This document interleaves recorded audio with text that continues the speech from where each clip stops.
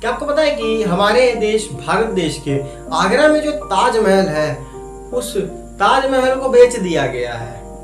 बहुत ही पहले उस ताजमहल को बेच दिया गया है। आप सभी को ये तो पता होगा कि हमारे देश में अंग्रेजों का शासन चलता था। पहले जब अंग्रेज हमारे देश में शासन करते थे तब उन्हें ये पता चला था कि ताजमहल जो शाहजहां ने बनवाया था उस ताजमहल की कीमत हमें बहुत मिल सकती है। इसकी वजह से अंग्रेजों ने अपने फायदे के लिए ना उस ताजमहल को बेचने का प्लान बना लिया था और उस ताजमहल की अच्छी रकम पाने के चक्कर में उसने ताजमहल की नीलामी तक करवा दी थी और नीलामी में भी बहुत पैसा मिलता है। इसकी वजह से उन्होंने उसकी नीलामी करवा दी। कोलकाता के अखबार में टेंडर भी जारी कर दिया कि जो भी सबसे ज्यादा बोली देगा हाँ ताजमहल उसका। अंग्रेजों को ताजमहल का जो पत्थर लगा हुआ रहा वो बहुत पसंद आया था और उसे वो तोड़कर ना अपने देश ब्रिटेन ले जाना चाहते थे। इसी वजह से वो ताजमहल को बेचना चाहते थे। और जब टेंडर जारी हुआ तो मथुरा के सेठ लक्ष्मी चंद ने इसे 7 लाख की बोली लगाकर इसे अपने हक में कर दिया। उन्होंने कहा कि हम इस ताजमहल के एक भी कंकड़ को हम बाहर जाने नहीं देंगे, अपने देश से बाहर जाने नहीं देंगे। और फिर बाद में लंदन की असेंबली से भी उनके सदस्यों ने, वहां के लोगों ने भी इस पर सवाल उठाए, जिसकी वजह से ये नीलामी भी रुक गई। खरीदने के बाद ही ये नीलामी रुकी और सेठ लक्ष्मी चंद को मथुरा के उन्हें 7 लाख रुपए वापस दिए और वापस से वो सरकारी हो गया और फिर से वो लोगों के लिए खुल गया ताकि वो लोग उसको देख करके उसका मजा उठा सके। क्या आपको पता है कि एक बार ऐसा भी हुआ था कि 15 दिनों तक ताजमहल को हरे कपड़े के नीचे ढक करके रखा गया था ताकि ताजमहल को आज भी ये खड़ा है ना, इसकी वजह हरा कपड़ा ही है। अगर हरा कपड़ा नहीं होता ना तो आज आप ताजमहल का मजा नहीं उठा पाते। हुआ ये था कि पाकिस्तान की सेना 1971 में पाकिस्तान की सेना हमारे देश भारत देश के ताजमहल पर अपना निशाना बनाई हुई थी कि ये वो सोचते हैं कि शाहजहां तो मुसलमान था, वो हमारे देश में होना चाहिए था, वो ताजमहल पाकिस्तान में होना चाहिए था, भारत में है तो हम उसे बर्बाद कर देंगे। ऐसी खुफिया खबर हमारे भारत देश की सरकार को मिली थी और उन्हें ये भी खुफिया जानकारी मिली थी कि पाकिस्तान की वायुसेना एयर फोर्स उसे तबाह करने के लिए निकल चुकी है। और जैसे ही ये बात सरकार को पता चली, उस सरकार ने तुरंत ही आदेश दिया कि ताजमहल को हरे कपड़े से, चारों तरफ से हरे कपड़े से ढकवा दिया जाए। और हमारे भारत देश की सरकार का प्लान ये था कि जब भी पाकिस्तान की एयर फोर्स ताजमहल के ऊपर से गुजरेगी तो उन्हें ये लगेगा कि वह हरियाली है और उन्हें ये भी नहीं पता चलेगा कि ताजमहल कहाँ पर है। और उसे 15 दिनों तक ऐसे ही ढक करके बचाया गया और बाद में उन एयरफोर्स को भी तबाह कर दिया गया, तब जाकर के उसमें से हरे पर्दे को हटाया गया था। और ताजमहल की जमीन पर लगे संगमरमर के पत्थर के ऊपर झाड़ियों को लगा दिया गया ताकि रात में वो चमके नहीं, जिसकी वजह से ही आज हमारे पास हमारे भारत देश के आगरा में ताजमहल आज भी स्थित है। अगर ये हरा कपड़ा हम उस पर नहीं ढकते हमारे देश की सरकार तो आज हमारे पास कोई भी ताजमहल नहीं होता। शाहजहां ने इस ताजमहल को बनाने के बाद सभी मजदूरों के हाथ कटवा दिए थे ताकि दोबारा ऐसा कोई ताजमहल बना ना पाए। लेकिन आपको पता है कि ऐसा भी एक ताजमहल और है बांग्लादेश में, वहाँ के गरीबों लोगों के लिए देखने के लिए वहाँ की सरकार ने सेम टू सेम ताजमहल वहाँ पे बनाया ताकि वहाँ के गरीब देख करके इसे खुश हो सके। गाइस, आप सभी ने तो बहुत बार टायर्स खरीदे होंगे और उसमें लगे हुए रबड़ के कील्स को भी देखा होगा और गौर भी किया होगा कि टायर्स में ये कील क्यों लगाए जाते हैं, इसकी वजह क्या है। तो मैं आपको बता दूं कि टायर में ये जो कील है उसे लगाया नहीं जाता, इंसानों के द्वारा नहीं लगाया जाता है। रबर जिससे टायर बनाया जाता है उस रबर को टायर की शेप में लाने के लिए उसे गर्म किया जाता है और उसके अंदर बहुत तेज हवा भरी जाती है, फास्ट एयर उसमें भरी जाती है। और जब टायर बन जाता है तो वो अपने नॉर्मल टेम्परेचर पे आ जाता है और नॉर्मल टेम्परेचर में आने के बाद उसमें जो एयर मॉलिक्यूल बचा हुआ होता है वो बाहर आने लगता है और बाहर आने की वजह से टायर बहुत ही कमजोर हो जाते हैं वो टायर। जैसा कि मान लीजिए कि अगर आपने अपनी बाइक में आज नया टायर डलाया हुआ है तो वो मुश्किल से जो 5 साल चलना रहता है वो मुश्किल से आपका 1 से 1.5 साल चलेगा। तो इसमें तो आपका बहुत ही लॉस होगा। इसीलिए ही जब टायर में हवा भरी जाती है ना, जब टायर बनता है तो उसमें छोटे छोटे छेद कर दिए जाते हैं ताकि उसमें से एयर मॉलिक्यूल जो बची हुई रहती है टायर के अंदर तो वो बाहर आती है। और जब एयर मॉलिक्यूल्स बाहर आते हैं ना तो उसमें बची हुई रबड़ को भी, उसमें रहती जो रबड़ रहती है उसे भी बाहर अपने तरफ बाहर साथ में लेकर के आते हैं, जिसकी वजह से ही वो टायर की छोटी छोटी कीलें बन जाती हैं। इसीलिए ही हम सभी को टायरों में ये छोटी छोटी कीलें दिखाई देती हैं, जिसकी वजह से ही हम इन टायरों का मजा बहुत दिनों तक ले पाते हैं। वरना अगर ये नहीं होगा तो आप इन टायरों का मजा ज्यादा दिन तक नहीं ले पाएंगे। गाइस, क्या आप सभी को ये पता है कि अगर अंटार्कटिका में जितनी भी बर्फ जमी हुई है वहां की सारी बर्फ अगर पिघल जाए तो हमारी पृथ्वी में उसका क्या प्रभाव पड़ेगा? हमारे लिए वो अच्छा होगा या फिर बुरा साबित होगा? गाइस, जैसा कि आप जानते हैं कि अगर अंटार्कटिका की सारी बर्फ पिघल जाए ना तो सबसे पहले तो हमारा समुद्र का स्तर 60 मीटर तक बढ़ जाएगा। जितना अभी स्थित पानी है हमारे समंदर में उससे 60 मीटर ज्यादा पानी हमारे समंदर में आ जाएगा। और दूसरा तो ये होगा कि जैसा कि आप जानते हैं कि हमारे इस पृथ्वी में 7 महाद्वीप हैं, वो सारे पानी के अंदर गायब हो जाएंगे। वो पता नहीं चलेंगे कि वो कहाँ गए और वो सभी पानी की इतनी गहराइयों में चले जाएंगे कि उन्हें ढूंढना भी बहुत मुश्किल हो जाएगा। और बहुत ही बड़े बड़े शहर जैसे लंदन, मुंबई, मियामी, सिडनी जैसे बहुत ही बड़े बड़े विशाल शहर पानी के अंदर गायब हो जाएंगे और उन्हें ढूंढना नामुमकिन हो जाएगा। कोई भी उन्हें ढूंढ नहीं पाएगा उन पानी के अंदर। और जैसा कि आपने सुना कि पानी 7 महाद्वीप पानी में डूब जाएंगे तो लोगों को बेघर भी तो होना पड़ेगा। वो पानी के अंदर तो रह नहीं पाएंगे। मछली तो है नहीं कि वो पानी के अंदर भी सांस ले पाए, इन्हें बेघर भी होना पड़ेगा। इसीलिए अरबों लोग बेघर भी हो जाएंगे, उन्हें रहने की कोई जगह भी नहीं मिलेगी और उनमें से बहुत लोगों की मौत भी हो जाएगी। और अंटार्कटिका की बर्फ पिघलने से एक हमें फायदा भी होगा कि समुद्र में जो खारापन होता है, समुद्र का पानी बहुत ही नमकीन और खारा होता है जिसे पी नहीं सकते। बर्फ के पिघलने के बाद, अंटार्कटिका की बर्फ पिघलने के बाद हम उस पानी को पीने योग्य वो पानी बन जाएगा जिसे हम पी सकते हैं उस पानी को। और साथ ही साथ उसमें बहुत से ऐसे जीव होते हैं जो गायब हो जाएंगे और कभी उनका कभी भी पता नहीं चलेगा। वहां से समुद्री जीव भी बहुत ही विलुप्त हो जाएंगे और उनका कभी भी पता नहीं चलने वाला है, जिसकी वजह से खारापन होने की वजह से ही ये जीव समुद्र में अपना जीवन व्यतीत करते रहे। जैसा कि आप सभी को पता है कि पृथ्वी में, हमारी इस पृथ्वी में बहुत सी विनाशकारी शक्तियां भी छुपी हुई हैं। वो भी धीरे धीरे पनपने लगेंगी और बाहर आने लगेंगी। और आप सब सोच रहे होंगे कि ये यहीं पर खत्म हो जाएगा, लेकिन ऐसा नहीं होगा। ये यहाँ पर खत्म नहीं होगा। जैसा कि आप सभी जानते हैं कि कोरोना महामारी हमारी इस पूरी दुनिया में, पृथ्वी में फैली हुई है और इसका इलाज अभी तक हमें नहीं मिल पाया कि इसे जड़ से खत्म कैसे किया जाए। और कोरोना वायरस तो सिर्फ एक सैंपल ही है। इससे भी बहुत ही बड़े विशाल, बहुत ही खतरनाक वायरस हमारी इस धरती के अंदर है और बहुत सारे घातक वायरस परमफ्रोस्ट में दफन है।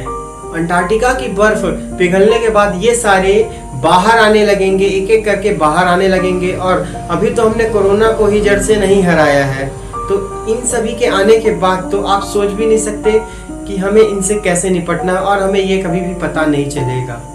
और हमारे इस पृथ्वी से इंसान का नामो निशान भी मिट सकता है।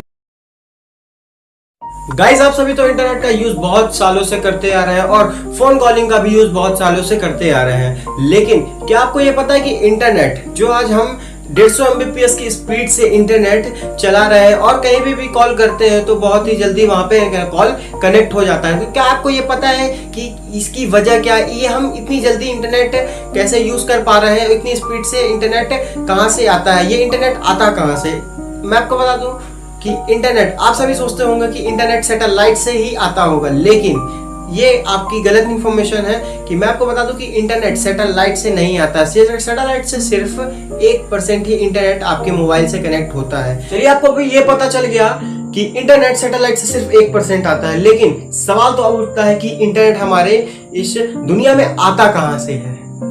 जी हाँ, इंटरनेट हमारी इस दुनिया में आता कहां से है। मैं जानता हूं कि आप में से ज्यादा से अधिकतर लोग होंगे जिन्हें ये नहीं पता होगा कि इंटरनेट आता कहां से है।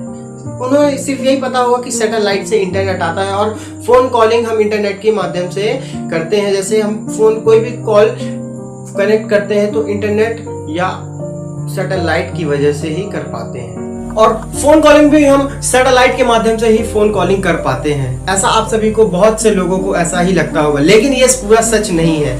उसकी भी सहायता लगती है, सैटेलाइट की भी सहायता लगती है। लेकिन मैं आप सभी को बता दूं कि आज हम इतनी तेजी से 150 Mbps की स्पीड से इंटरनेट चलाते हैं और कहीं पे भी कॉल करते हैं। और जैसे कि हम इस देश से, इंडिया से अमेरिका में कॉल करते हैं तो वहाँ पे बहुत ही जल्दी कनेक्ट हो जाता है, या फिर हम ऑस्ट्रेलिया में करते हैं या कनाडा में भी कॉल करते हैं तो हमें बहुत जल्दी हमारा कॉल कनेक्ट हो जाता है। इसकी वजह है समंदर। जी हाँ, हमारे धरती पे जो समंदर स्थित है उसी की वजह से हमारा इंटरनेट बहुत ज्यादा आता है। समंदर के अंदर जो सबमरीन केबल्स बिछाई जाती हैं जिसकी वजह से हमें इंटरनेट मिलता है, जिसकी वजह से हम बहुत ही स्पीड में इंटरनेट चला पाते हैं। इसे सबसे पहली बार 1854 में न्यूफाउंडलैंड और आयरलैंड के बीच बिछाया गया था।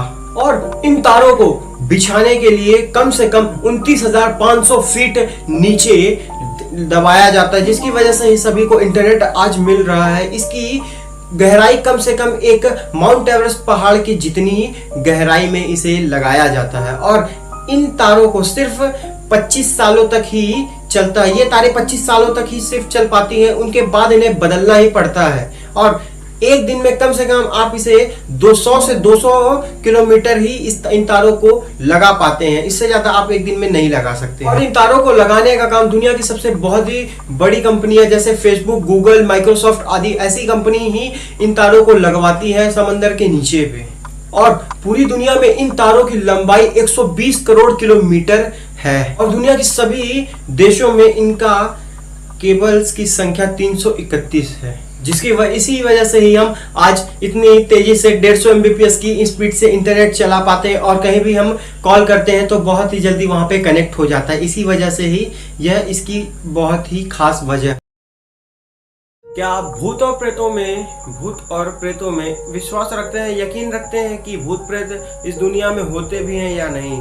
गाइस, मैं आप सभी को आज इस वीडियो में ऐसे ही एक फैक्ट के बारे में बताने जा रहा हूं, जिससे आप कोई व्यक्ति अगर भूत प्रेतों पे विश्वास नहीं रखता होगा वो भी इस बात पे यकीन करने को मजबूर हो जाएगा कि भूत प्रेत होते हैं या नहीं।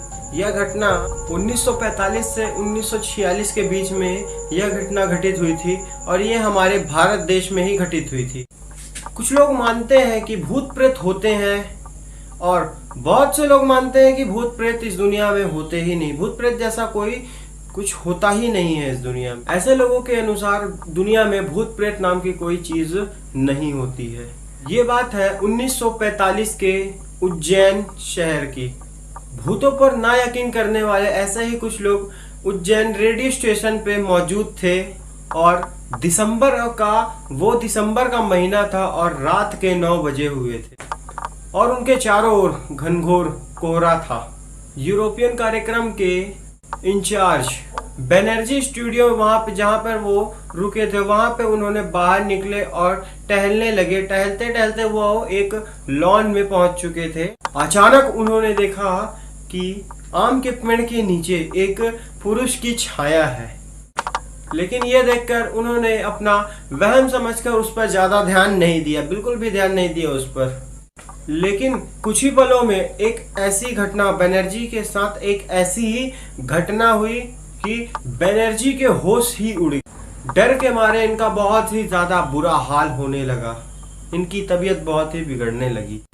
इस नज़ारे को देखते हुए बनर्जी और भय से कांपते हुए बनर्जी अपनी मेज पर रखे टेलीफोन तक पहुंचे। उन्होंने फोन करके बताया कि उनकी हालत बहुत ही ज्यादा बिगड़ रही है। जैसे ही उन्हें पता चला तो वहां के सारे लोग भागे भागे लॉन में आकर वहां पे आ गए और बनर्जी ने देखा कि लॉन में बहुत सारी कुर्सियां रखी हैं और उनमें से एक कुर्सी हवा में उड़ रही है और हवा में उड़ते ही वो कुर्सी हवा में ही नाचने लगी और नाचते ही नाचते उस कुर्सी को नाचते ही नाचते सीढ़ियों के दरवाजे से टकरा करके कुर्सी टेढ़ी हो गई। ड्यूटी रूम से भागकर आए हुए वहां के कार्यकर्ता लोग उन्होंने बनर्जी को लॉन से लेकर के ड्यूटी रूम में लेकर के गया और बनर्जी ने बताया कि उन्होंने कभी इस बात का कभी भी जिक्र नहीं किया था, लेकिन उन्होंने देखा कि देर रात स्टेशन के गलियारे में कोई छाया, किसी की परछाई टहल रही और उस परछाई को देखने से वह परछाई अंग्रेज के जैसे ही लग रही थी बिल्कुल। और यह एक बिल्कुल सच्ची घटना है और यह घटना सन 1945 से 1946 में उज्जैन शहर में हुई थी। घटना का उल्लेख ज्योतिषी सागर नामक में इसका संपूर्ण उल्लेख किया गया है। गाइस, आपने ये तो बहुत बार सुना होगा कि किसी व्यक्ति को बाप दादा की जायदाद मिली है, लेकिन क्या आपने ये कभी सुना है कि किसी व्यक्ति को या किसी देश में कोई व्यक्ति रहता है और उस देश के कानून के खिलाफ या कानून के विरुद्ध जाकर के नियम कानून को तोड़ते हुए वहाँ वह व्यक्ति कोई क्राइम करता है या फिर कुछ गुनाह कर देता है, तो उसे भी उसकी सजा मिल जाती है, उसे सजा दी जाती है और उस सजा का हकदार उसका बेटा और उसके बेटे का बेटा भी उस सजा का हकदार रहता है। और जैसे कि उसे जायदाद मिलती है, बाप दादाओं की जायदाद दी जाती है, उसी तरह से उसे सजा भी, बाप दादा की सजा भी उस व्यक्ति को दे दी जाती है और उस सजा को वो जिंदगी भर उसे भुगतना ही पड़ता है। एक ऐसा ही देश है जिसका नाम है साउथ कोरिया। अगर इस देश में कोई व्यक्ति नियम कानून तोड़कर उस देश का नियम कानून के विरुद्ध जाकर के कुछ गलत काम करता है या फिर और भी कुछ तरीके से नियम कानूनों को तोड़ता है या वहाँ के नियम कानूनों को पालन नहीं करता, तो उस व्यक्ति को सजा दी जाती है और उस सजा का हकदार उसका दादा को जैसे दी गई है सजा, तो उसका दादा भुगतेगा। जब तक वो जिंदा रहेगा तब तक उसके दादा सजा भोगेंगे, उसके बाद उसका बेटा और उसके बाद उसका बेटा। 3 पीढ़ियों को सजा दी जाती है इसमें। और यहाँ पे एक और बात है कि अगर आपको, जैसे कोई सा भी देश है, तो अगर आपको वहाँ पे पेपर पढ़ना है तो आप किसी भी देश में आसानी से पेपर पढ़ सकते हैं, लेकिन साउथ कोरिया दुनिया का सिर्फ एक इकलौता देश है जहाँ पे अगर आपको पेपर पढ़ना होगा तो वो पेपर आपके घर पे कभी नहीं आएगा, वो पेपर आपके घर पे कभी भी नहीं आएगा। अगर आप वहाँ पे साउथ कोरिया में अगर आप बहुत बड़े आदमी होंगे या फिर बहुत ही पैसे वाले होंगे तो ही आपके घर पे पेपर आ सकता है, क्योंकि इसकी वजह यह है कि वहाँ के कानून बहुत ज़्यादा सख्त है। लोगों को वहाँ पे इस चीज़ की इजाज़त नहीं दी जाती है और बहुत से लोगों को भी ये इजाज़त नहीं मिली है और बहुत ही कुछ कम लोग हैं जिन्हें ये इजाज़त मिली है कि वो अपने घर पे पेपर मंगा सकते हैं और उस पेपर को पढ़ सकते हैं। इसकी वजह भी बहुत बड़ी है, इस बहुत ही बड़ी वजह है ये। और अगर आपको कोई आम इंसान है, अगर उसे पेपर पढ़ना होगा तो उस पेपर को वहाँ की सरकार बस स्टैंड, वहाँ पे जिस शहर में बस स्टैंड होते हैं वहाँ उस बस स्टैंड में जा कर के उन पेपर्स को दीवार, पोस्टर की तरह एक दीवार पे चिपका दिया जाता। अगर किसी व्यक्ति को उसमें से उस न्यूज़ से कोई जानकारी हासिल करनी है या फिर उस न्यूज़ के बारे में बहुत कुछ जानना है या अपने देश में हो रहे गतिविधियों के बारे में जानना हो, तो वो व्यक्ति वहाँ पे जा कर के उस बस स्टैंड में जा करके न्यूज़पेपर को पढ़ सकता है। वहाँ ऐसा ही इजाज़त दी जाती है, इससे ज़्यादा इजाज़त वहाँ पे नहीं है।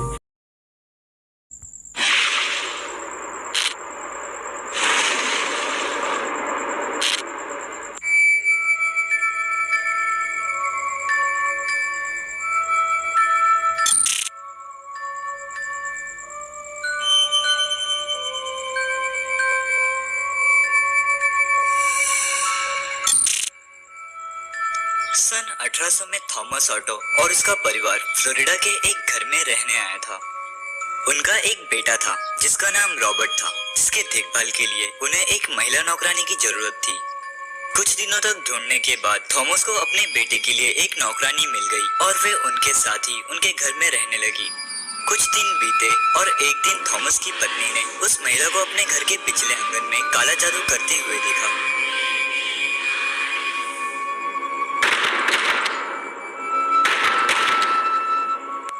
यह देखकर थॉमस की पत्नी पूरी तरह से डर गई थी और उसी दिन उसने उस महिला को अपने घर और नौकरी दोनों से निकाल दिया। घर छोड़ने से पहले उस महिला ने रॉबर्ट को एक गुड़िया दी थी जो लगभग 3 फीट लंबा था। उस गुड़िया की आंखें बटन से बनी हुई थी और उसके बाल असल में किसी इंसान के बाल थे। थॉमस के बेटे रॉबर्ट ने उस गुड़िया को अपना ही नाम यानी रॉबर्ट नाम दिया।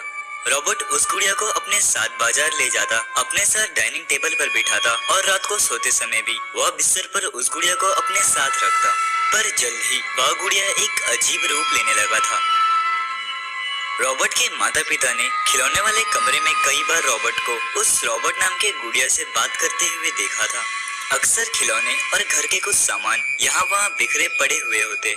रॉबर्ट के माता पिता को ऐसा लगता था कि ये सब उनके बेटे रॉबर्ट ने किया है, इसलिए वे उसे डांटते थे। पर उनका बेटा हमेशा यही कहता था कि ये सब उस रॉबर्ट नाम के गुड़िया ने किया है।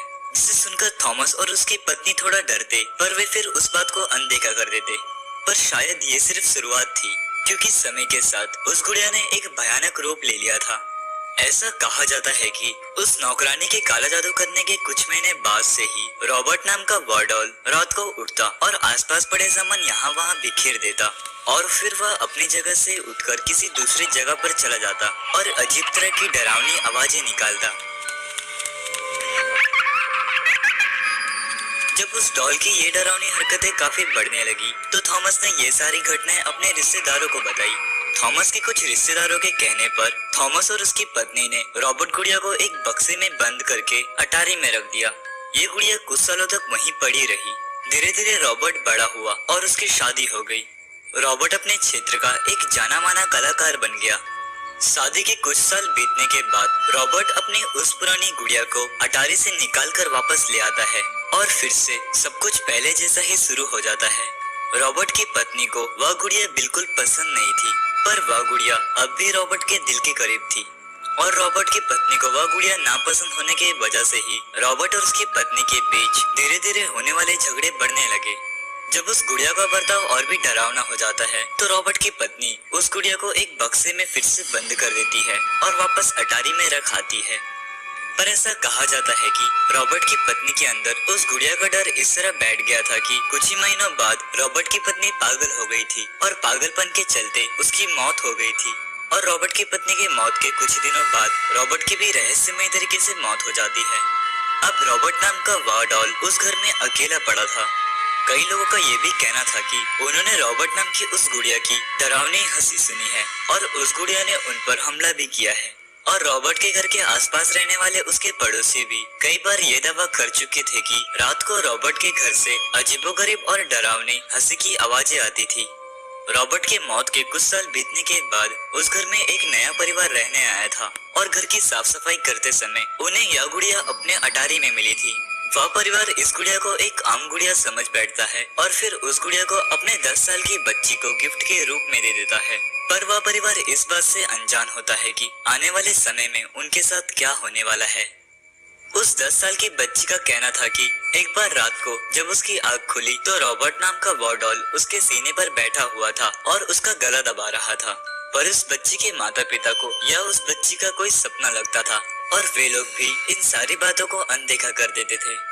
पर धीरे धीरे रॉबर्ट नाम का वह डॉल और भी भयानक होने लगा और उस घर में रहने वाले परिवार को रॉबर्ट कई बार रसोई घर में चाकू के साथ घर के मालिकों के पैरों के पास पड़ा मिलता।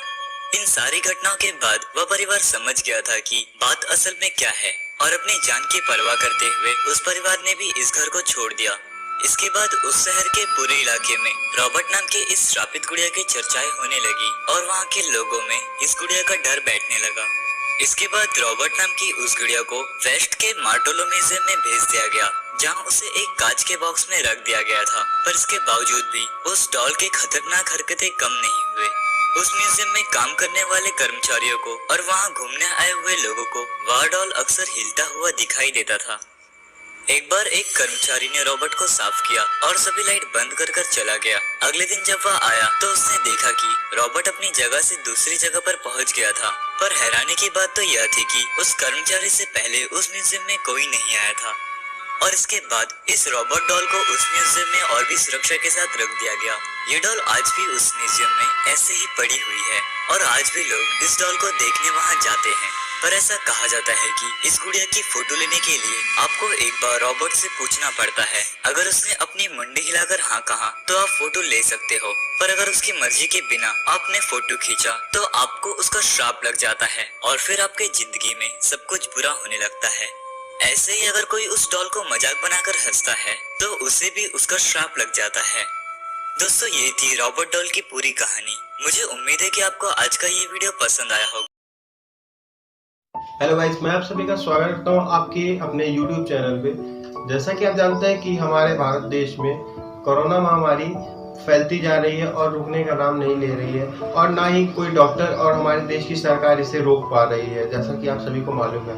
और हमारी इस कोरोना महामारी की वजह से हमारे देश में लॉकडाउन लगा हुआ है, पूरा भारत देश बंद है। और आप सभी को पता है कि हमारे भारत देश में लॉकडाउन की वजह से हमारे देश के सारे बिजनेस और जॉब्स बंद हो चुके हैं और जो भी जॉब करते थे उन सभी की जॉब्स भी लॉस हो चुकी है। उन्हें जॉब से निकाल दिया गया है, क्योंकि कोई भी बिजनेसमैन ये नहीं चाहेगा कि किसी एम्प्लॉय को बैठा करके उसे पैसे दिए जाए, वो कोई भी काम ना करे और उसे पैसे दिए जाए। ऐसा कोई भी बॉस नहीं चाहेगा, कोई भी बिजनेस में ऐसा कभी भी नहीं होगा। लेकिन हमारा मोटिव ये नहीं है कि जॉब और बिजनेसेस बंद हो चुके हैं या फिर ये कहते हैं जॉब आप सभी को नहीं मिल रही है। हमारा मोटिव ये है कि आपकी अर्निंग बिल्कुल भी नहीं हो रही है और जो आप जॉब से पैसे कमाते थे वो भी आने बंद हो चुके हैं, जिसकी वजह से आप सभी की कोई भी अर्निंग नहीं हो पा रही है। लेकिन आप सभी को ये भी पता है कि ऑनलाइन पैसा कमाया जा सकता है। लेकिन आप सभी ये भी जानते होंगे कि बिना किसी स्किल्स के हम ऑनलाइन पैसा नहीं कमा सकते हैं और ऑनलाइन पैसा कमाने के लिए हमें एक महंगे लैपटॉप या कंप्यूटर की ज़रूरत होगी। तो ऐसा बिल्कुल भी नहीं है, आप अपने फ़ोन से भी पैसा ऑनलाइन कमा सकते हैं। और आज जो मैं आपको एक ऐसे ही हिंदुस्तान के सबसे बड़े ट्रेडिंग एंड इन्वेस्टिंग ऐप के बारे में बताने जा रहा हूँ, जिसमें कोई भी स्किल रिक्वायर्ड नहीं है। इसमें आप बिना स्किल्स के कुछ स्टेप्स को फॉलो करके आप इसमें से भी पैसे कमा सकते हैं। ऐसा भारत की सबसे बड़ी इन्वेस्टिंग एंड ट्रेडिंग कंपनी ने अपना एक एप्लीकेशन जारी किया है, जिससे कि आप बिना किसी स्किल्स के या फिर बिना किसी ट्रेनिंग के आप इसमें से पैसे कमा सकते हैं। और इस कंपनी में रतन टाटा जी ने भी अपने 50,000 करोड़ रुपए इसमें फंडिंग की है, इसमें अपने पैसे लगाए हुए हैं, जिसकी वजह से ये एप्लीकेशन बहुत ही ज़्यादा मशहूर और पॉपुलर हो चुका है। इस कोरोना महामारी को देखते हुए और लॉकडाउन की सिचुएशन को देखते हुए अपस्टॉक्स की कंपनी ने एक ऐसा सॉल्यूशन निकाला है कि आप सभी बिना स्किल्स के जो इन्वेस्ट नहीं कर सकते, उनके पास इन्वेस्टिंग स्किल्स नहीं है, स्टॉक को कैसे परचेज करें ये सभी स्किल्स नहीं है, उनके लिए refer and earn success section बना करके उन्होंने आप सभी के लिए एक अर्निंग का मौका दिया है। जैसे कि आप किसी पर्सन को इसे रेफर करते हैं तो उसमें से अगर किसी व्यक्ति ने अपना एक डीमैट अकाउंट खोला तो डीमैट अकाउंट खोलते ही उसे डिजिटल गोल्ड मिल जाएगा। जिस व्यक्ति ने आपके रेफरल लिंक से आप उस ऐप में अपना एक डीमैट अकाउंट बनाया है, वैसे ही आप उसी व्यक्ति को डिजिटल गोल्ड मिल जाएगा। ये फिक्स नहीं है कि कितना डिजिटल गोल्ड मिलेगा, वो उसके हिसाब से मिलेगा। वो अपस्टॉक्स की कंपनी ही डिसाइड करेगी कि उसे कितना डिजिटल गोल्ड देना है। तो अगर आपके पास एक डीमैट अकाउंट है अपस्टॉक्स के ऊपर तो आप उसे रेफर कर सकते हैं और कोई व्यक्ति उस रेफर लिंक से अपना डीमैट अकाउंट बनाता है तो उसे भी पैसे मिलेंगे और आपको भी 300 रुपए उसमें से मिलेंगे पर रेफरल। सक्सेसफुल रेफरल के लिए 300 रुपए आपको अपस्टॉक्स की कंपनी देगी। अगर आपके पास डीमैट अकाउंट नहीं है अपस्टॉक्स पे तो मैंने डिस्क्रिप्शन बॉक्स में जो लिंक दिया हुआ है वहां से आप जाकर उसमें लिंक पे क्लिक करके आप वहां पर से अपना एक डीमैट अकाउंट खोल सकते हैं। अगर आपके पास आधार कार्ड और पैन कार्ड है उसमें से आपका सिंपली कुछ स्टेप्स फॉलो करने के बाद आपका फ्री डीमैट अकाउंट खुल जाएगा। इसके लिए आपको कोई भी पैसे देने की जरूरत नहीं पड़ेगी। और जैसे ही आप अपना अकाउंट खोलते हैं तो उसमें भी आपको भी डिजिटल गोल्ड मिल जाएगा। और उसमें भी आप अपना रेफर एंड अर्न करके सेक्शन में जाके अपना रेफरल लिंक ले करके उसे रेफर कर सकते हैं, पर्सन को सजेस्ट कर सकते हैं और उससे भी पैसे कमा सकते हैं। और अगर आपको डीमैट अकाउंट खोलने में प्रॉब्लम होती है तो मैंने डिस्क्रिप्शन बॉक्स में एक कस्टमर केयर नंबर दिया हुआ, उसमें आप कॉल करके बात कर सकते हैं और तुरंत ही वो टीम आप सभी के सपोर्ट के लिए तैयार रहती है। 24/7 आप सभी को सपोर्ट करती है वो अपस्टॉक्स की टीम। और अगर आप लिंक से जाते हैं तो ही आपको डिजिटल गोल्ड मिलेगा, क्योंकि ये सिर्फ जिसमें उनका अकाउंट बना हुआ है, सिर्फ डीमैट अकाउंट वालों को ही ये ऑफर दिया गया है, ताकि जिसके भी वो इन्वेस्टर है अपस्टॉक्स में, जो भी इन्वेस्टर्स हैं सिर्फ वो ही रेफरल कर सकते हैं और उनसे उन्हें जो भी उस लिंक से अपना डीमैट अकाउंट बनाता है उसे ही सिर्फ मिलेंगे, क्योंकि सिर्फ ये रेफरल के लिए ही अलाउ है। ये ऑफर कुछ ही दिनों के लिए है। एंड अगर आप प्ले स्टोर पर जाकर के वहां से ऐप को डाउनलोड करके बनाते हैं, अपना एक डीमैट फ्री डीमैट अकाउंट खोलते हैं, तो वहां पे आपको कोई भी डिजिटल गोल्ड नहीं मिलेगा। प्रॉफिट आपके हाथ में। आप अगर चाहते हैं कि आपको डिजिटल गोल्ड मिले तो आप नीचे दिए लिंक से अपना अकाउंट डीमैट अकाउंट बना सकते हैं। और अगर आप नहीं चाहते कि आपको डिजिटल गोल्ड नहीं चाहिए तो आप सिंपली जाकर के प्ले स्टोर से भी अपना डीमैट अकाउंट खोल सकते हैं। अगर आप ट्रेडिंग और इन्वेस्टिंग के बारे में ज़्यादा जानना चाहते हैं, सीखना चाहते हैं कि इन्वेस्ट कैसे कर सकते हैं, पैसा कैसे ट्रेडिंग कर सकते हैं और उसमें से पैसे कमा सकते हैं, सो आप चैनल को तुरंत सब्सक्राइब कीजिए एंड बेल आइकन को प्रेस करके नोटिफिकेशन बेल पे जाकर के ऑल प्रेस कर लीजिएगा, ताकि हर वीडियोस आपकी इस चैनल पे जो भी वीडियोस पोस्ट हो रही हैं उसकी हर वीडियो का नोटिफिकेशन आप सभी तक मिलता रहे, क्योंकि मैं आप सभी के लिए ऐसे कंटेंट, डेली कंटेंट लेकर के आता रहता हूँ। आप सभी को इस चैनल पे बहुत सारे amazing facts, world affairs, current affairs और बहुत सी न्यूज़ आदि चीज़ों के बारे में पता चलता रहेगा। और अर्निंग कैसे करते हैं, how to earn money online from work from home, कैसे कुछ सिंपल स्टेप्स में भी आप पैसे कमा सकते हैं, कुछ स्टेप्स को फॉलो करने के बाद भी आप पैसे कमा सकते हैं। आपको मेरी हर वीडियो में मिड में या वीडियो के एंड में ऐसे एप्लीकेशन के बारे में बताऊंगा जिसमें आप कुछ स्टेप्स को फॉलो करने के बाद आप उसमें से डेली अर्निंग कर सकते हैं। ये जो आप आइसलैंड देख रहे हैं, ये असल में एक मौत का टापू है। यहाँ पर जाने वाला व्यक्ति कभी भी जिंदा लौटकर वापस नहीं आता है। आपने कई बार आत्माओं के बारे में सुना होगा। हो सकता है कि आप इन आत्माओं के होने या ना होने पर विश्वास ना करते हो, लेकिन कई बार विज्ञान भी इस आत्माओं के रहस्यों को समझने में नाकाम हो जाती है। ऐसा ही कुछ है इस इटली के आइलैंड पर। कहा जाता है कि वहां पर जाने वाला कभी भी जिंदा लौटकर वापस नहीं आता है। इस इटली के आइलैंड का नाम पोविगला आइसलैंड है, यानी मौत का टापू।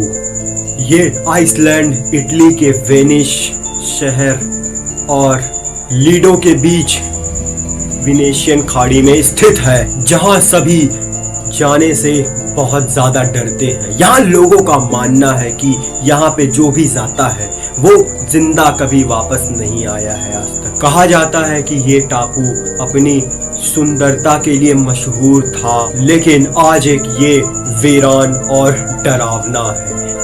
काफी साल पहले प्लेग नामक बीमारी इटली में बहुत ही बड़ा विनाश मचाया था और भारी संख्या में लोग इसकी चपेट में भी आए थे। और जब सरकार इस बीमारी को काबू नहीं कर सकी, जब इस बीमारी को काबू नहीं पाया गया, तब बहुत से व्यक्तियों को इस टापू पर ला करके 1,60,000 व्यक्तियों को जिंदा जला दिया गया।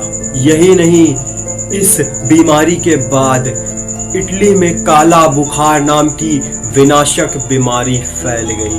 उस बीमारी के लाइलाज होने के बाद इनमें से जो भी व्यक्तियों की मृत्यु हुई थी उन्हें भी इसी आइसलैंड पर लाकर उन्हें जला दिया गया। इन घटनाओं के होने के बाद बहुत से व्यक्तियों को वहां पर बहुत सी आवाजें सुनाई देने लगी और भूत प्रेत के साये भी दिखाई देने लगे और वहाँ उन्हें बहुत ही अजीबोगरीब बातें और किस्से पता चलने लगे वहाँ के बारे में, जिससे वहाँ के लोग वहाँ पर जाना ही बंद कर दिए। वहाँ जाने से बहुत ही ज़्यादा डरने लगे। लेकिन वहाँ की सरकार ने इसे एक मेंटल हॉस्पिटल में तब्दील कर दिया और वहाँ की सरकार चाहती थी कि यहाँ पर आवाजाही बना रहे, ये हॉस्पिटल कभी बंद ना हो। और उस हॉस्पिटल में काम करने वाले नर्स डॉक्टर्स को आत्माओं का दिखना और उनका आभास होने लगा, जिसकी वजह से वहाँ के डॉक्टर्स भी और वहाँ के मरीज थे उन्हें भी इन आत्माएं दिखने लगी। इन्हें आत्माएं बहुत ज़्यादा परेशान भी करने लगी थी और ऐसे में ही इस मेंटल हॉस्पिटल को बहुत ही जल्द बंद कर दिया गया। साल 1960 में इटली की सरकार ने इस द्वीप को एक अमीर व्यक्ति को बेच दिया। इस टापू को खरीदने के बाद वह अमीर व्यक्ति उस टापू पर गया तो उसके और उसके परिवार वालों के साथ इस मौत के टापू में बहुत ही बुरा हादसा हुआ था और कुछ समय बाद ही इस टापू को बुरी आत्माओं ने घेर लिया था और इसे अपने कब्जे में कर लिया था। इसलिए ये बुरी आत्माओं का निवास स्थान के रूप में भी जाना जाता है। इस मौत के टापू पर बहुत से व्यक्ति गए, लेकिन वो भी वहां से जिंदा लौट कर नहीं आए कभी भी। इसी वजह से वहां की सरकार ने ये देखा तो उस जगह पर प्रतिबंध लगा दिया व्यक्तियों का कि या किसी भी इंसान का वहां पे जाना प्रतिबंधित हो चुका है, या इसीलिए वहां पे कोई भी व्यक्ति नहीं जाता है। अगर कोई जिद पर अड़ता है कि मुझे वहां पे जाना है तो वो अपनी जवाबदारी खुद ही रख के ही वहां पर उस आइसलैंड पे जाता है। उसकी जवाबदारी सरकार की या किसी की भी नहीं होती है, तभी उसे वहां पे जाने दिया जाता है। इस वजह से ही इस आइसलैंड को मौत का टापू भी बोला जाता है।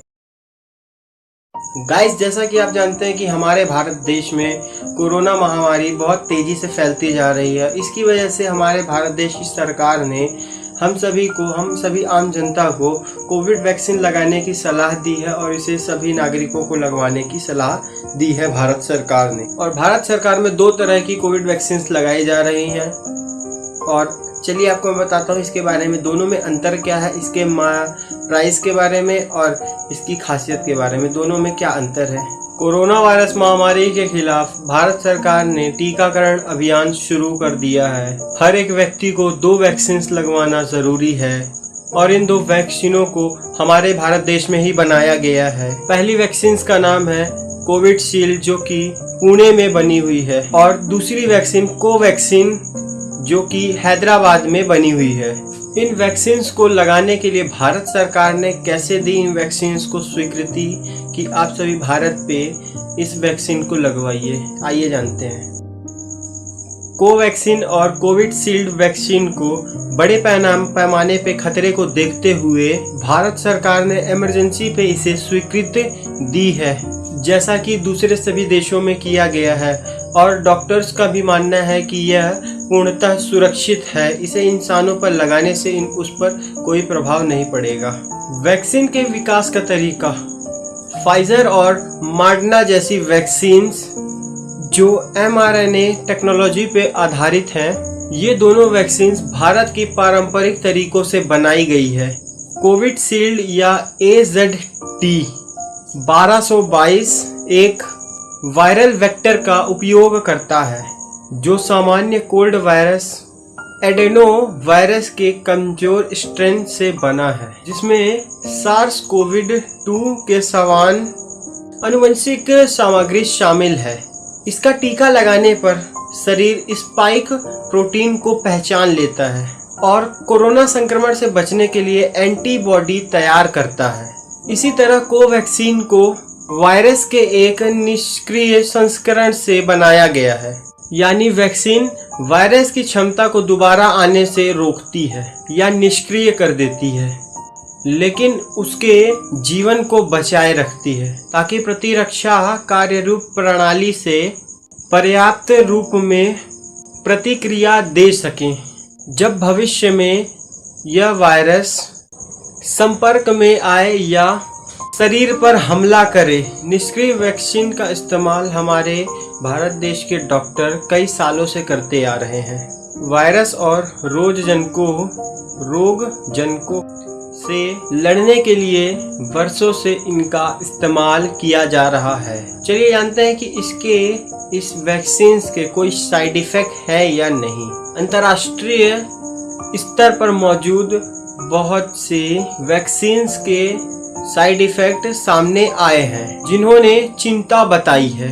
कई लोगों ने एलर्जी की भी रिपोर्ट दर्ज कराई है और भी कई तरह के रिपोर्ट दर्ज हो चुके हैं और बहुत सी रिएक्शन सामने आई है कि भारतीय मेडिकल प्राधिकारियों द्वारा स्वीकृति प्राप्त भारतीय वैक्सीन की तुलना मॉडर्ना एंड फाइजर से करते हुए कहा है कि कोवैक्सीन और कोविशील्ड दोनों ही टीके सुरक्षित है और साइड इफेक्ट फ्री है।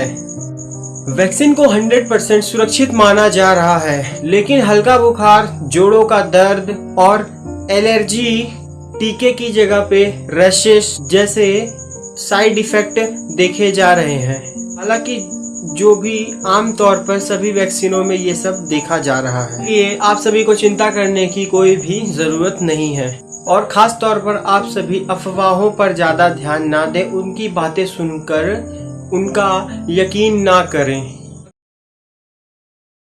गाइज, आप सभी ने तो भारत के बहुत से मंदिरों के बारे में सुना होगा या फिर आप बहुत से मंदिरों में घूमने जा चुके होंगे और बहुत से मंदिरों में घूमा भी होगा, लेकिन आपने ये भी देखा होगा कि वहाँ पे किसी मंदिर की चोटी पे त्रिशूल सोने का बनाया गया है या फिर आपने सुना होगा कि मंदिर की मूर्तियाँ सोने की है या फिर उसमें अंदर जो भी सामान सोने का है।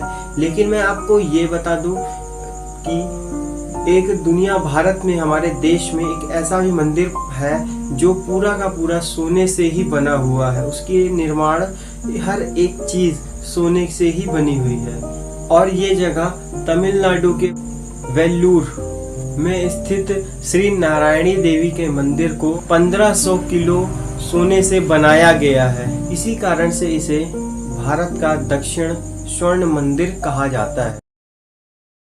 गाइस, क्या आप सभी जानते हैं कि हमारे इस ब्रह्मांड में सबसे ज्यादा तापमान किस में पाया जाता है? तो आप सभी सिर्फ यही जानते होंगे कि सूर्य। जैसा अगर आप कभी सुनते हैं कि सबसे ज्यादा तापमान किस में पाया जाता है तो आपको जबान पे सिर्फ एक ही नाम आता है, वो है सूर्य। लेकिन मैं आप सभी को बता दूं कि सूर्य से भी ज्यादा गर्म एक और है बिजली। सूर्य का तापमान होता है 6000 डिग्री सेल्सियस, लेकिन एक बिजली, मैं इलेक्ट्रिसिटी की बात नहीं कर रहा, मैं आसमान में जो बादल गरजते हैं उसमें से जो बिजली आती है वो सूर्य के तापमान से 5 गुना अधिक यानी 30,000 डिग्री सेल्सियस की होती है और इसका सूर्य से ज्यादा तापमान इसमें। गाइस, आप सभी ने बहुत से देशों के बारे में सुना होगा, वहाँ पे अगर किसी महिला को बच्चे होते हैं तो किसी भी देश में तो खुशियाँ मनाई जाती हैं, मगर दुनिया का ये एक लौता देश है जहाँ पे बच्चे पैदा होने पर उन्हें मेडल देकर उनका सम्मान किया जाता है। अगर इस देश में किसी महिला को 6 बच्चे होते हैं तो उसे सिल्वर मेडल देकर उसका सम्मान किया जाता है और अगर 7 या उससे अधिक बच्चे होने पर उसे गोल्ड मेडल देकर उनका सम्मान किया जाता है। और जिन महिलाओं को ये सम्मान और मेडल्स प्राप्त हुए होते हैं, जिन्हें मिले हुए होते हैं, उन्हें ये मासिक भत्ता भी देती है और इस देश का नाम है कजाकिस्तान।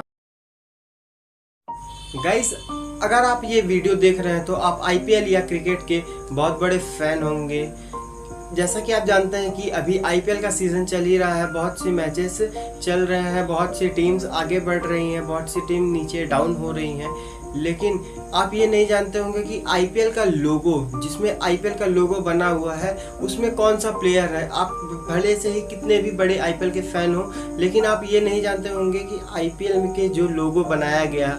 तो मैं आप सभी को बता दूं कि इस फोटो में मौजूद बल्लेबाज एबी डिविलियर्स हैं, उनके एक शॉट से ही इंस्पायर होकर इस लोगो को बनाया गया था। गाइस, क्या आप सभी जानते हैं कि दुनिया में सबसे पहले भूकंप अगर आता है तो सबसे पहले हमें हमारे इस दुनिया में किसे सबसे पहले पता चल जाता है कि इस जगह पे भूकंप आने वाला है या आ सकता है। तो मैं गाइस आप सभी को बता दूं कि सांप, ये सांप ही होते हैं जिन्हें दुनिया में सबसे पहले भूकंप आने की जानकारी उन्हें मिल जाती है और 120 किलोमीटर के तक ये पता लगा सकते हैं कि इस जगह पे भूकंप आएगा या नहीं आएगा, और इन्हें 5 दिन पहले ही ये पता चल जाता। गाइस, आप सभी ने तो बहुत सी दुनिया भर की इमारतों और बिल्डिंगों के बारे में सुना होगा, मगर आपने ये कभी नहीं सुना होगा कि दुनिया में भी एक ऐसी बिल्डिंग है जहाँ पे बिल्डिंग के बीचों बीच से हाईवे निकलता हुआ हो। जी हाँ दोस्तों, बिल्डिंग के बीचों बीच से हाईवे निकलता हो, ऐसा आपने कभी भी नहीं सुना होगा। तो मैं आज आपको एक ऐसे ही देश के बारे में बताने जा रहा हूँ जहाँ पे एक ये दुनिया की सिर्फ इकलौती ही बिल्डिंग है जहाँ जिसके बीचों बीच ही एक हाईवे गुजरता है, और इस देश का नाम है जापान। तो गाइस, आप सभी ने तो दुनिया की सबसे फेमस सर्जरी प्लास्टिक सर्जरी के बारे में सुना ही होगा। प्लास्टिक सर्जरी एक ऐसी चीज होती है कि अगर आपके फेस पे कहीं पर भी निशान है, या फिर आपके शरीर पे, आपके फेस पे खरोच आती है, या फिर आपकी किसी वजह से किसी शरीर का कोई भी अंग कट जाता है, तो वहाँ पे आप प्लास्टिक सर्जरी करवा सकते हैं। या फिर अगर आपके फेस बुरी तरह से जल जाता है, या किसी व्यक्ति को अपना स्किन टोन चेंज करवाना होता है, तो वहाँ पे वो प्लास्टिक सर्जरी करवा सकता है। लेकिन क्या आप जानते हैं कि हमारे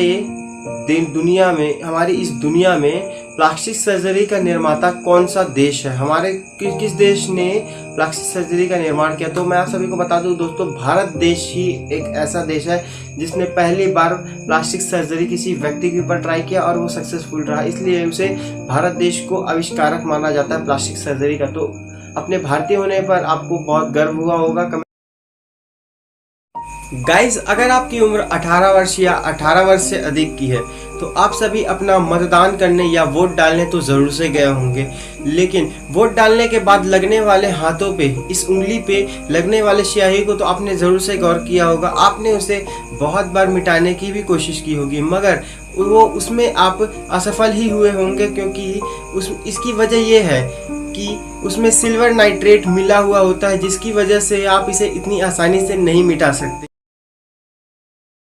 गाइस, आप सभी तो जानते हैं कि इस धरती में अगर किसी को जीवित रहना है तो उसे हवा, ऑक्सीजन और पानी की सबसे ज़्यादा ज़रूरत होती है, मगर दुनिया में एक ऐसा भी प्राणी रहता है, ऐसा भी जीव है जो कि ये कभी भी जिंदगी में अपनी पूरी लाइफ में पानी नहीं पीता है। ये बिना पानी पिए ही अपनी पूरी जिंदगी बिता देता है। जैसा कि आप इस फोटो में देख रहे होंगे तो आपको ये लग रहा होगा कि ये एक चूहा है, मगर ये चूहा नहीं है।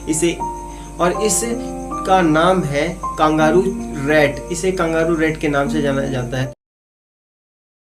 गाइस, आप सभी ने देखा होगा कि बहुत से व्यक्ति होते हैं जो जानवरों के बहुत शौकीन होते हैं। जानवरों को पालना उनको बहुत अच्छा लगता है, उन्हें उनके साथ उनका पल बिताना बहुत अच्छा लगता है। लेकिन इनमें से बहुत से जानवर होते हैं जो बहुत महंगे आते हैं, और जिस जैसे शेर, भालू, चीता, इन सब को पालने का भी लोगों को शौक होता है।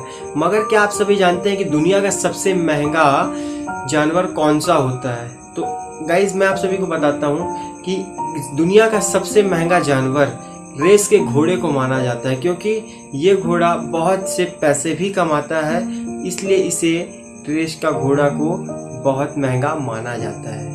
क्योंकि इन घोड़ों पे लोग बहुत सारे पैसे लगाते हैं और इन घोड़ों की वजह से बहुत से लोगों की किस्मत भी बदल जाती है, इसलिए ही इनकी कीमत करोड़ों में ही की जाती है। गाइस, बहुत से व्यक्ति होते हैं जो बहुत चीज़ों को याद करना चाहते हैं, लेकिन उसे याद करने के बाद भी वो बहुत जल्दी ही भूल जाते हैं। और इसका एक बहुत ही अच्छा घरेलू और साधारण सा नुस्खा है। अगर आप इस नुस्खे को फॉलो करते हैं तो आपकी याददाश्त बहुत तेज़ हो जाती है और आप कभी भी इस चीज़ को आप भूलेंगे नहीं। आप किसी भी चीज़ को याद करेंगे तो आप इसे कभी भी नहीं भूलने वाले हैं। तो उस करना क्या है, सिंपल सा तरीका है कि जैसे ही आप अगर सोने जाते हैं उस टाइम पे आप चाहे जितना चाहे उतना पानी पी सकते हैं। उतना पानी पीने के बाद और सुबह उठने के बाद, अगर आप सुबह उठने के तुरंत बाद ही आपको जितना आप चाहे उतना पानी पीजिए। इससे आपकी याददाश्त बहुत तेज होगी और आपकी मेमोरी पावर भी बढ़ेगी। गाइस, आज से पहले आपने ये कभी नहीं सुना होगा कि भारत देश के अलावा भी कहीं पर मंदिर बनाया जा रहा है और वहाँ पे भगवान की पूजा अर्चना की जा रही है। लेकिन दोस्तों, दुनिया में एक इकलौता ऐसा देश है जहाँ पे दुनिया का पहला हिंदू भव्य मंदिर बनाया जा रहा है और इसकी लागत लगभग 900 करोड़ रुपए है और यह 27 एकड़ की जमीन पर यह भव्य हिंदू मंदिर फैला हुआ है। और इस मंदिर को बनाने के लिए गुलाबी पत्थर राजस्थान से मंगवाया जा रहा है। और हमारे देश की परंपराओं के हिसाब से, जैसे हमारे देश की परंपरा है पूजा पाठ करने की, वैसे ही वहाँ पे पूजा पाठ किया जाता है। और इस देश का नाम है अबू धाबी। तो हुआ ना आपको अपने भारतीय होने पर गर्व। गाइस, क्या आप सभी जानते हैं कि सऊदी अरब के शेख इतने अमीर क्यों होते हैं? चलिए आपको मैं बताता हूँ। गाइस, आप सभी जानते हैं कि सऊदी अरब में सबसे ज़्यादा तेल वहीं पे पाया जाता है और सभी शेख वहाँ पे तेल का ही व्यापार करते हैं। और उनको तेल निकालने में मात्र, वहाँ पे शेखों को तेल निकालने में मात्र $2 का ही लागत लगती है। प्रति लीटर के हिसाब से $2 की ही लागत लगती है और वह उसे दूसरे देशों में करीबन $100 प्रति लीटर के हिसाब से बेचते हैं। इसी वजह से ही वहाँ के शेख इतने अमीर होते हैं। अगर आपके भी अंदर है ये आदतें तो आप इन्हें आज ही छोड़ दीजिए, वरना आपको जिंदगी भर पछताना पड़ेगा। और मैं नहीं चाहता कि आप जिंदगी भर पछताओ। जो मैं आज आपको इस वीडियो में बताने वाला हूँ उसे आप अगर फॉलो करते हैं तो आपको कभी भी जिंदगी में पछतावा नहीं होगा। जानने के लिए पूरा वीडियो ज़रूर देखिएगा और कहीं पे भी स्किप मत कीजिएगा, वरना आपको समझ में बिल्कुल भी नहीं आएगा। इसकी हर एक पॉइंट को आपको समझना ज़रूरी है, नहीं तो अगर आप स्किप करेंगे वीडियो को तो आपको कुछ भी समझ में नहीं आने वाला। हर एक पॉइंट एक दूसरे से कनेक्ट है। तो प्लीज़ रिक्वेस्ट करता हूँ आपसे, स्किप मत कीजिएगा। पॉइंट नंबर 1, हर वक्त उपस्थिति।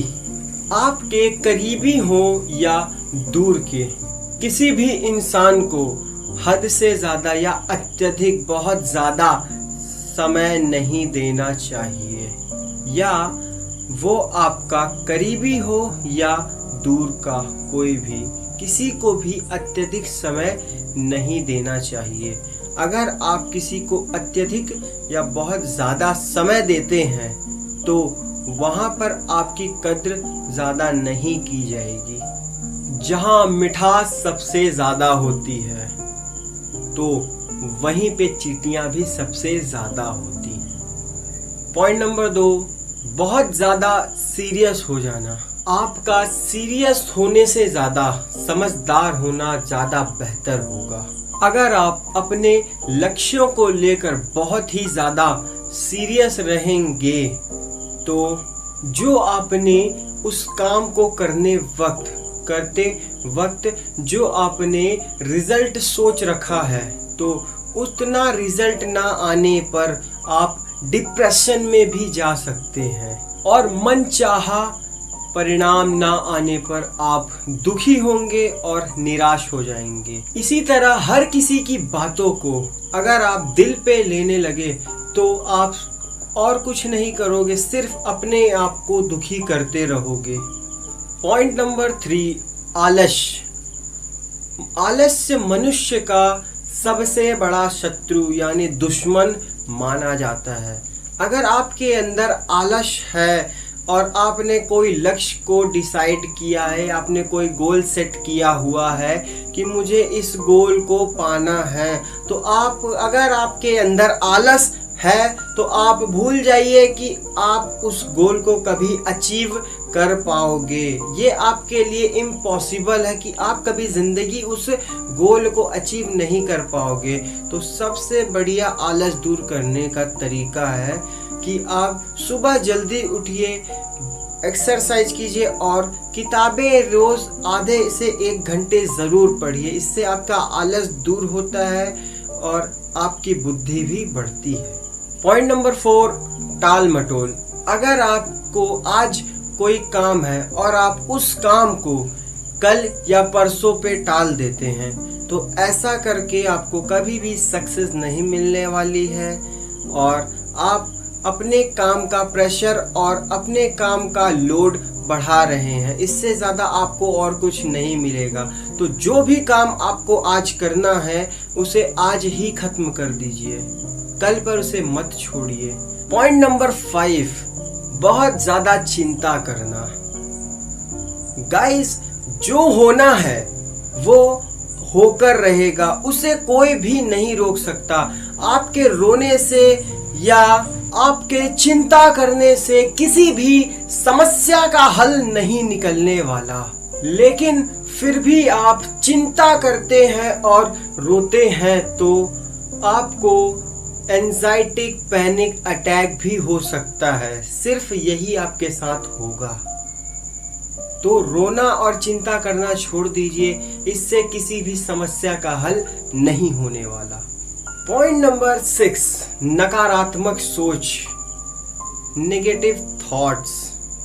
कभी भी आप अपने जिंदगी में ना तो खुद के बारे में बुरा सोचिए, ना किसी और के बारे में बुरा सोचिए, क्योंकि अगर आप किसी इंसान के बारे में बुरा सोचते हैं या आप खुद के बारे में बुरा सोचते हैं तो आपकी जिंदगी भी वैसी ही ढलने लगती है। जिस तरह से आप सोचते हैं उसी तरह से आपकी जिंदगी भी ढलने लग जाती है। तो अपने बारे में और सभी के बारे में अच्छा सोचिए तो आपको भी जिंदगी अच्छी ही मिलेगी। पॉइंट नंबर 7, क्रोध। अगर आप बहुत ज़्यादा गुस्सा करते हैं तो ये आपके जिंदगी के लिए बहुत ज़्यादा और आपकी लाइफ के लिए भी बहुत ज़्यादा ही खतरनाक साबित हो सकता है, क्योंकि क्रोधित होने से समस्या का कभी भी हल नहीं होता है। इसलिए आप जितना हो सके प्रतिकूल स्थितियों में, यानी आपके खिलाफ स्थिति पैदा हुई है, उसमें अपने आप को जितना हो सके उतना शांत रखने की कोशिश कीजिए। यदि आपके किसी करीबी या आपके घर के किसी सदस्य को बहुत ज़्यादा गुस्सा आता है तो उनसे बहस करने के बजाय उन्हें शांत रखने की कोशिश कीजिए और उनकी बातों को ध्यान से बड़े ध्यान लगा करके सुनिए कि वो क्या कहना चाहते हैं। लेकिन उस चीज में आप कभी भी अपने आत्मसम्मान को कभी भी गंदा ना होने दें। शरीर में पानी कमी के लक्षण। इंसानी शरीर में पानी कमी होती है।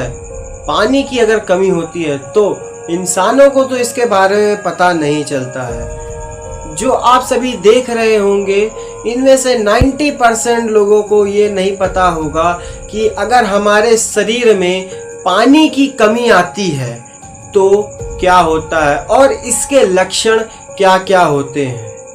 गाइस, मैं आप सभी को इस वीडियो में बताने वाला हूं कि पानी की कमी के लक्षण क्या क्या होते हैं। अगर आपके शरीर में पानी की कमी है तो आपको कैसे पता चलेगा कि हमारे शरीर में पानी की कमी है। और अगर आपको पानी की कमी अपने शरीर में पता करना हो तो आप क्लिनिक जाएंगे या हॉस्पिटल जाकर के डॉक्टर से पता कर सकते हैं अगर आपके पास पैसे हैं तो।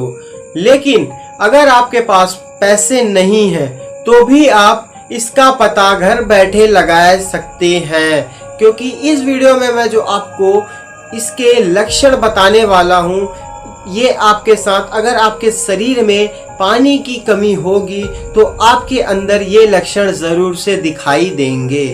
अगर आप सभी को बार बार दिन में या रात में बार बार प्यास लगती है तो ये सबसे बड़ा लक्षण है आपके शरीर में पानी की कमी का। क्या आपके अंदर ये लक्षण है? अगर आपके अंदर ये लक्षण है तो आपके शरीर में पानी की कमी है।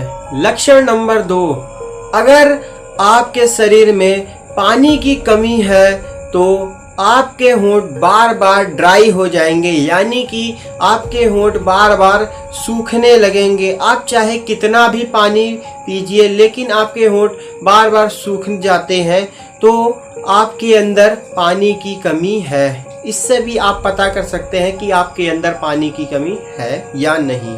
लक्षण नंबर 3, अगर आपके सिर में हमेशा या कभी कभार बहुत ज़्यादा दर्द होने लगता है या डेली सर में दर्द होता है तो आपके अंदर पानी की कमी भी है।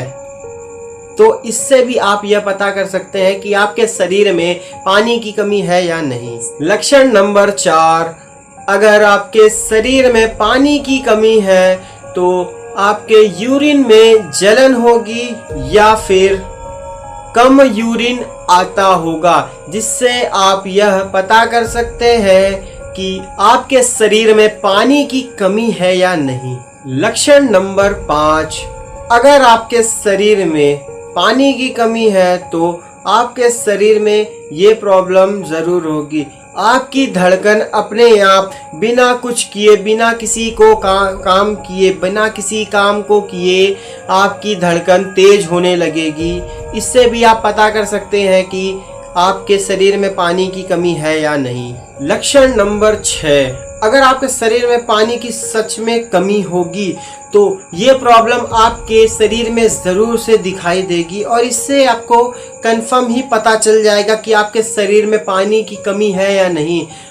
और ये लक्षण है त्वचा का सूखना, त्वचा में सूखापन आना। अगर आपके शरीर में त्वचा, आपकी शरीर की त्वचा सूखती है, बहुत ज़्यादा सूखने लगती है, तो इससे आप समझ जाइए कि आपके शरीर में पानी की बहुत ज़्यादा कमी है। क्या आप जानते हैं कि इंसान बुद्धिमान कैसे बनता है? इंसान को बहुत ही ज़्यादा बुद्धिमान कैसे बनाया जाता है? तो आज की इस वीडियो में मैं आप सभी को बताने वाला हूँ कि इंसान बुद्धिमान कैसे बनता है। दुनिया में कई ऐसे इंसान हैं जो सोचते होंगे कि काजू, बादाम, किशमिश, अखरोट ये सारी चीज़ों का सेवन करने या खाने से इंसान की बुद्धि बहुत ही ज़्यादा बढ़ती है। लेकिन मैं आप सभी की जानकारी के लिए बता दूं कि ऐसा कभी नहीं होता है। काजू, बादाम, अखरोट ये सब चीज़ें खाने से इंसान की बुद्धि नहीं बढ़ती है।